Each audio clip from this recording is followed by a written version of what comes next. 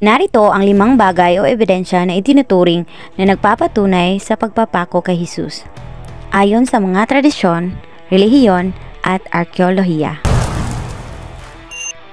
Shroud of Turin. Ang Shroud of Turin ay isang mahahabang linen na tela na pinaniniwalaang siyang ginagamit na pambalot sa katawan ni Jesus matapos ang kanyang pagkamatay. Ang imahe ng isang lalaking nakapako sa krus ay makikita sa tela, at marami ang naniniwala na ito ang eksaktong larawan ni Jesus. Bagamat may debate sa pagiging authentic nito, isa ito sa pinakasikat na relic sa Kristyanismo. The True Cross.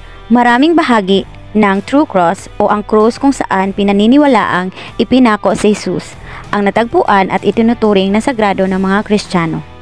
Ang ilan sa mga ito ay nasa iba't ibang simbahan sa Europa at sinasabing nahukay ni Saint Helena, ang ina ni Constantine, noong ika-4 na siglo.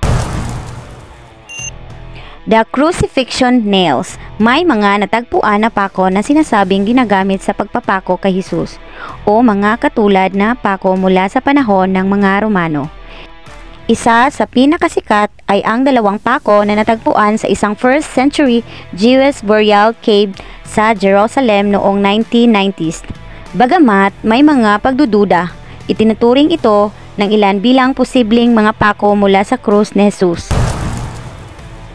The Titulus Crosses. Ang Titulus Crosses ay ang kahoy na plaka na pinaniniwalaang isinabit sa ibabaw ng krus ni Jesus na may nakasulat na Jesus of Nazareth, King of the Jews, sa Latin, Greek at Hebrew. Ang isang bahagi ng plaka ay nasa Basilica de Santa Cruz sa Rome at itinuturing ito ng mga Kristiyano bilang sagradong relikya. The Holy Lance or Spear of Longinus. Ang Holy Lance ay ang sibat na ginagamit ni Longinus, isang Romanong sundalo, upang saksakin ang tagiliran ni Jesus habang siya ay nasa krus. Maraming claims tungkol sa relikyang ito at ilan sa mga ito ay makikita sa mga museo o simbahan sa Europa. Isa sa mga pinasikat na Holy Lance ay nasa Vienna, Austria.